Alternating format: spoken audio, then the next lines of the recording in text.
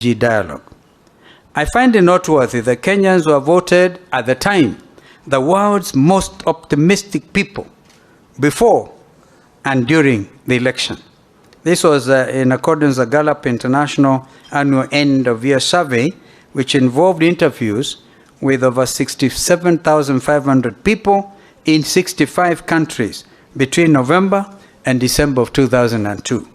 However, the sentimental optimism was fleeting as several agreements in our famous MOU between the coalition members, right? And we were signing.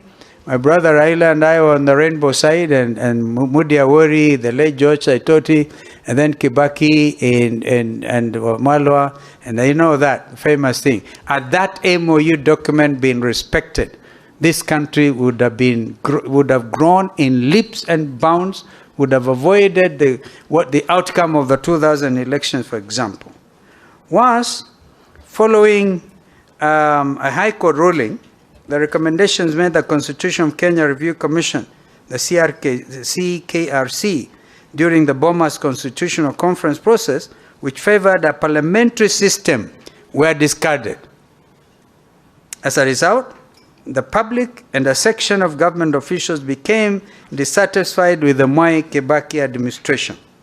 In a referendum held on November 21, 2005, Kenyans in 7 out of the 8 provinces overwhelmingly rejected the government-sponsored proposed new constitution.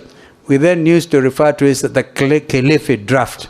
And we used to blame Attorney General Emeritus Amos Wako for that product.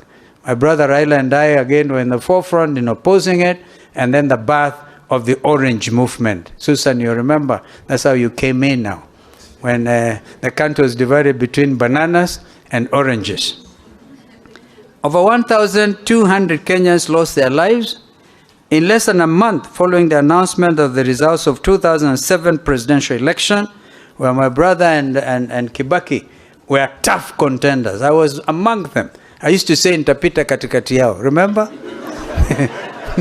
I looked at these two giants, and I looked at myself and said, this David fellow, yeah, Kibaki huyu, Raila huyu, Nitapita hapo katikati. And actually,